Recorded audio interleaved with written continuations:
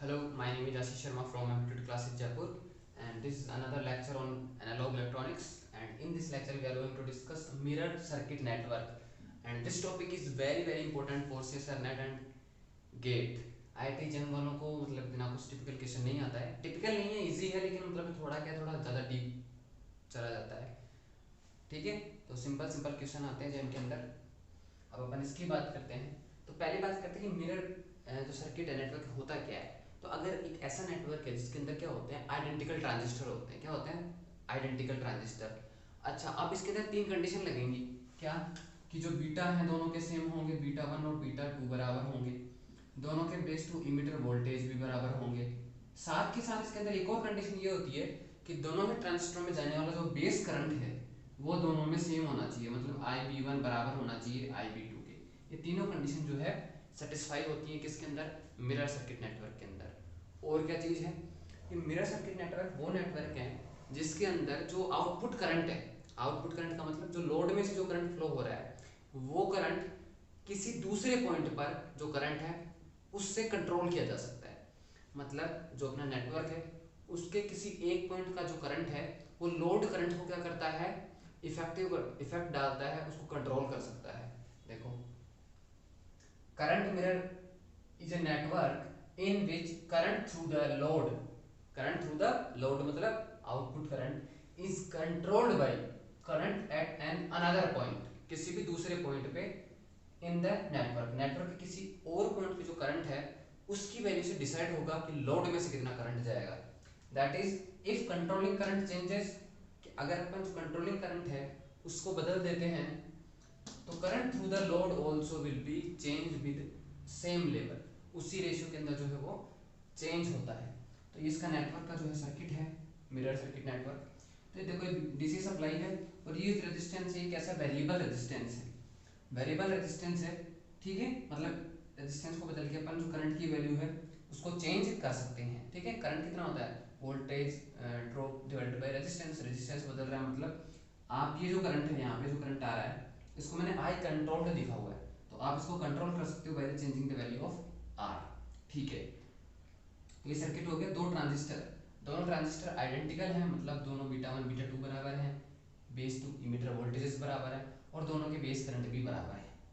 अब देखो ध्यान से, यहाँ तक तो करंट आई कंट्रोल है, लेकिन इस पॉइंट पे जाके ये देखो ब्लैक डॉट, करंट दो डिवाइड में हो गई, एक तो इधर चला गया करंट और एक नीचे आ गया।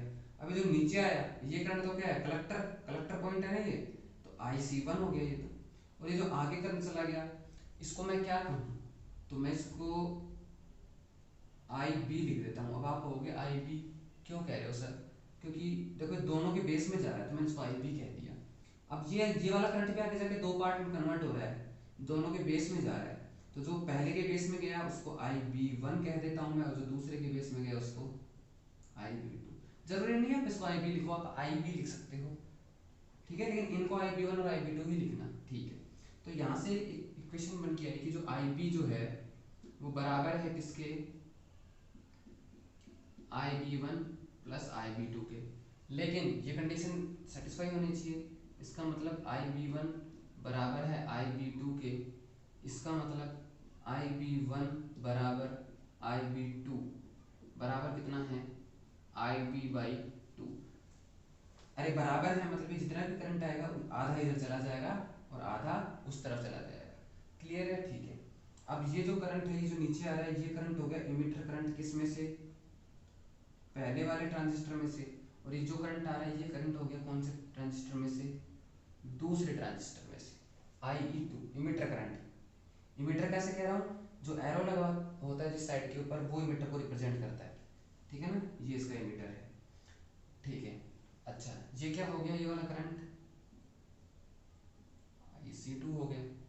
अब पूछा क्या जाता है क्वेश्चन के अंदर, आई ई टू पूछा जाता है। क्या पूछा जाता है कि जो इमीटर करंट है ये पूछा जाता है, क्योंकि मेन रोल यही प्ले करता है, लोड के साथ ये कनेक्टेड होता है। ठीक है, अच्छा तो अपने से पूछा क्या जा रहा है, आई टू पूछा जा रहा है सवाल के अंदर, तो अपन किस तरीके से इसको सोल्व कर सकते हैं।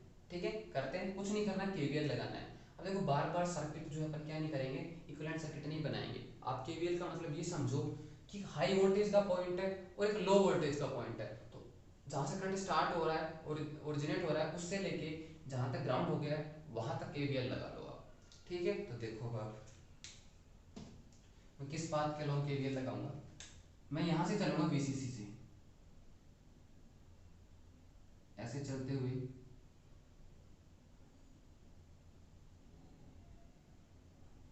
और यहाँ तक जाऊंगा। और ये जो बैटरी है, ये जो बैटरी है इस तरीके से, क्लियर। इसको मैं और इस तरीके से बना लेता हूँ।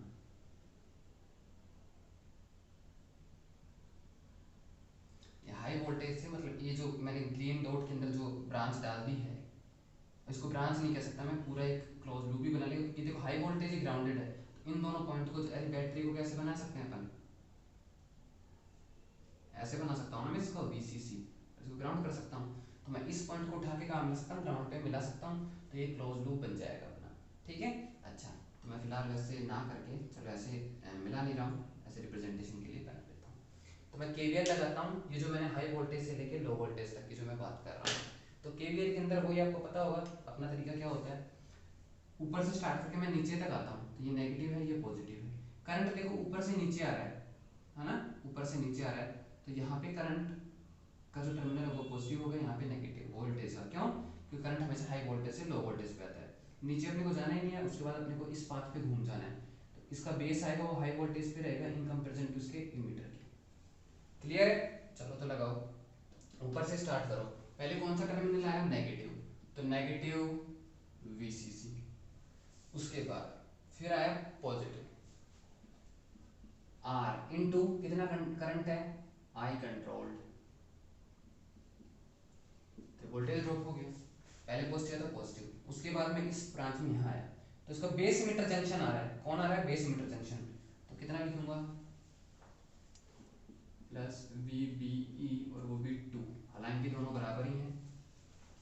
अच्छा, और पाथ कंप्लीट हो गया मतलब 0। तो यहाँ से आई कंट्रोल्ड कितना आ गया आपका,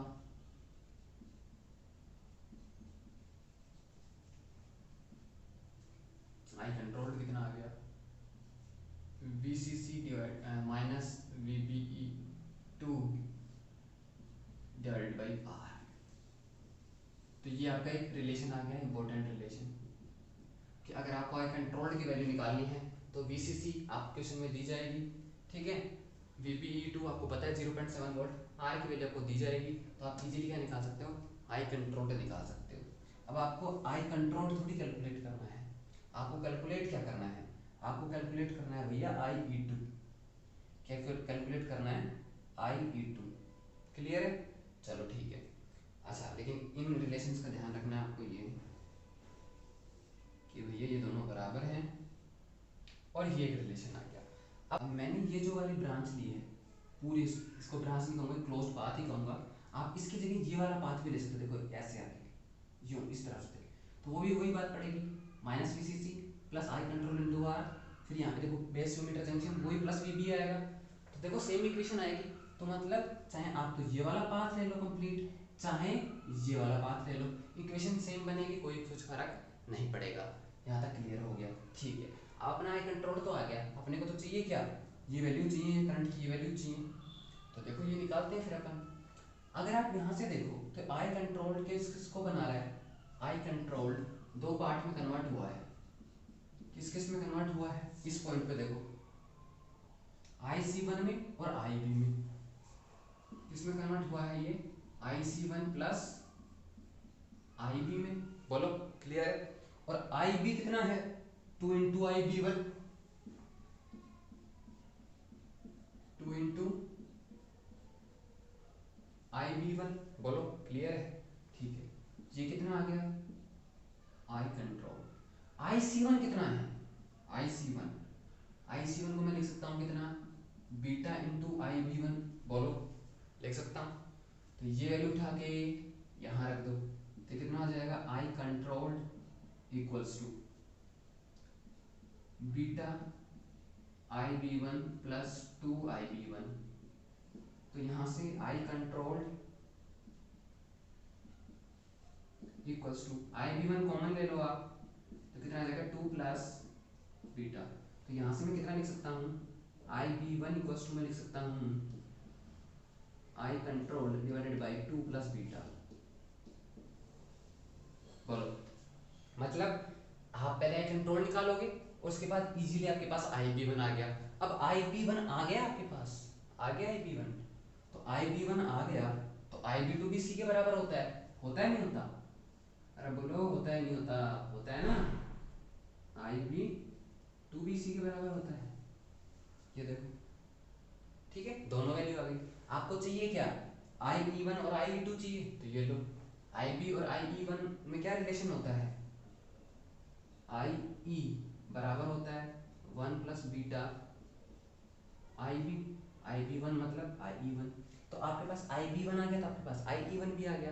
तो मजे की बात देखो, जब आई बी वन और आई बी टू बराबर है, इसका मतलब आई ई वन और आई ई टू भी बराबर होंगे। क्लियर है?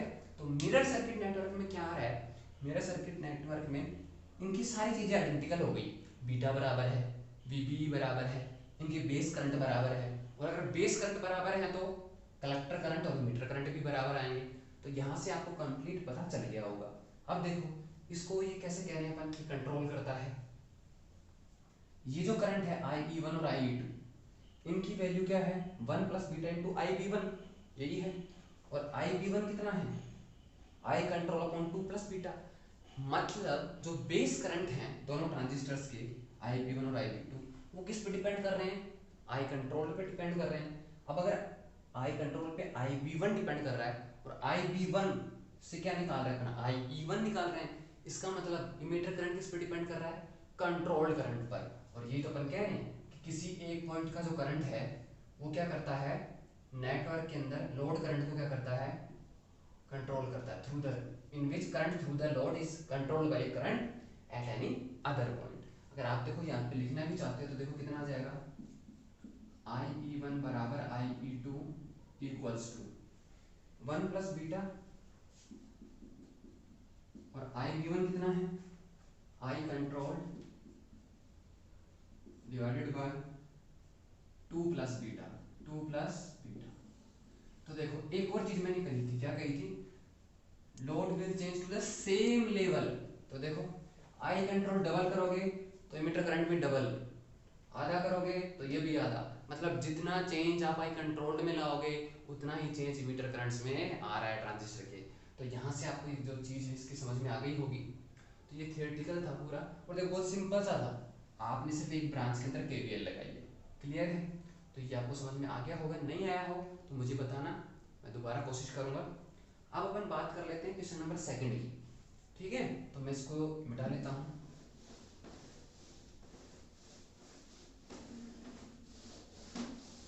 और भाई अब जो फ्रीक्वेंसी है वीडियोस की वो सच में बढ़ जाएगी, क्योंकि अब तक मैं थोड़ा बिजी रहता था, क्योंकि हमारे जो स्टूडेंट्स थे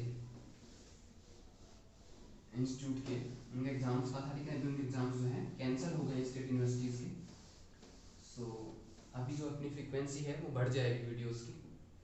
तो देखो अब ये क्वेश्चन मैं यहाँ पे बनाता हूँ एक बार, है ना, सर्किट क्वेश्चन नंबर सेकंड का,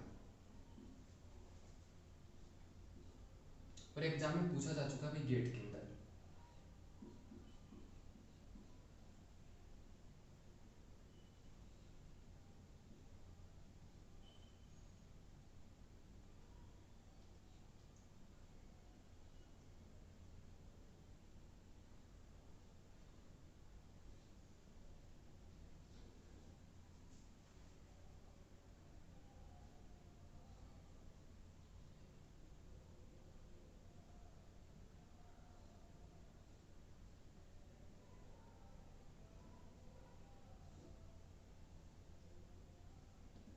बीटा दिया हुआ है 100, ये दिया हुआ है 5 वोल्ट, और आपसे जो है ये करंट पूछे गए हैं आई ई टू और आई ई वन, इनकी वैल्यू पूछी गई है। तो पहले तो बताओ क्या ये मिरर सर्किट का क्वेश्चन है या नहीं है, ये देखो, क्योंकि मैंने तो ये डायग्राम बनाया था और आपका यहाँ तो ये है, बताओ है या नहीं है। तो हो सकता है कंफ्यूज हो जाओ, तो ऐसा कुछ नहीं है, आपको पता है ये वीसीसी है यहाँ पे, इसको मैं ऐसे कनेक्ट कर सकता हूँ। तो बेसिकली आपको देखना क्या है, आपको ये सिचुएशंस देखनी है कि किस तरीके से जो है आगे ये दोनों ट्रांजिस्टर कनेक्टेड हैं। देखो ट्रांजिस्टर बिल्कुल आइडियली कनेक्टेड है, अगर आप ध्यान से देखोगे तो ये जो पॉइंट है, एक के अंदर देखो ये करंट है, दूसरे के अंदर कोई नहीं, डायरेक्ट वीसी से सप्लाई से कनेक्टेड है। वही पॉइंट है, एक पॉइंट पे ये देखो, ये पॉइंट यहाँ आने के बाद इस पॉइंट पे करंट डिवाइड हो रहा है, तो इसके लिए इस पॉइंट से करंट आधा इधर जाएगा और आधा करंट इस तरफ चला जाएगा। तो देखो सेम ही क्वेश्चन है ये, बस सर्किट थोड़ा सा बदल के दे दिया आपको, तो कंफ्यूज करने के लिए होता है। ऐसा लगता है कि हाँ यार ये तो कुछ नया क्वेश्चन आ गया, कुछ नहीं करना, इसमें भी सेम चीज़ें हैं। तो देखो ये मैं आर मान लेता हूँ, सपोज दैट ये बेस है, ये इमीटर है, ठीक है। देखो कितना सिंपल है ये। तो देखो करंट ऐसे फ्लो होगा, तो ये पॉजिटिव टर्मिनल और ये नेगेटिव टर्मिनल। अच्छा, उसके बाद यूं आ रहा है, तो बेस जो है ये हाई टर्मिनल के हो गए इन कंपेरिजन टू इमीटर, और यहाँ पे जाके ग्राउंडेड हो गया, ठीक है। तो मैं ये वाला लूप ले लेता हूँ, ये वाला। तो ये देखो, ये नेगेटिव ये पॉजिटिव। स्टार्ट करें, चलो करते हैं। तो करंट नोटेशन देना स्टार्ट करता हूँ मैं पहले। तो अगर इसको आप ट्रांजिस्टर सेकंड मान लेते हो, क्योंकि IE2 है ये, तो ये कौन सा करंट है, IB2। ये कौन सा करंट है, IB1। ये कौन सा करंट है, IE1। तो ये दोनों मिलके यहाँ पे करंट है। ये आप कुछ भी कह सकते हो इस करंट को, आप जो भी चाहो, जैसे कि मैंने पहले IB लिखा था, तो मैं यहाँ पे भी IB लिख लेता हूँ, ठीक है। तो देखो ये बराबर बराबर जो है डिवाइड हो रहा है ये करंट। तो देखो इक्वेशन लिखता हूँ मैं, -5 यहाँ से स्टार्ट कर रहा हूँ, माइनस आया, फिर प्लस आया, प्लस रेजिस्टेंस है R इनटू कितना करंट है IB। अब अगर आप कंफ्यूज भी हो जाओ कि सर हम IB क्यों डिनोट करें, तो कोई दिक्कत नहीं है, आप इसको I मान लो, कोई प्रॉब्लम नहीं है, I मान लो, रोटेशन से कोई फर्क नहीं पड़ता, R इंटू I। फिर देखो किधर आना है, यूं यूं यूं घूम के आना है।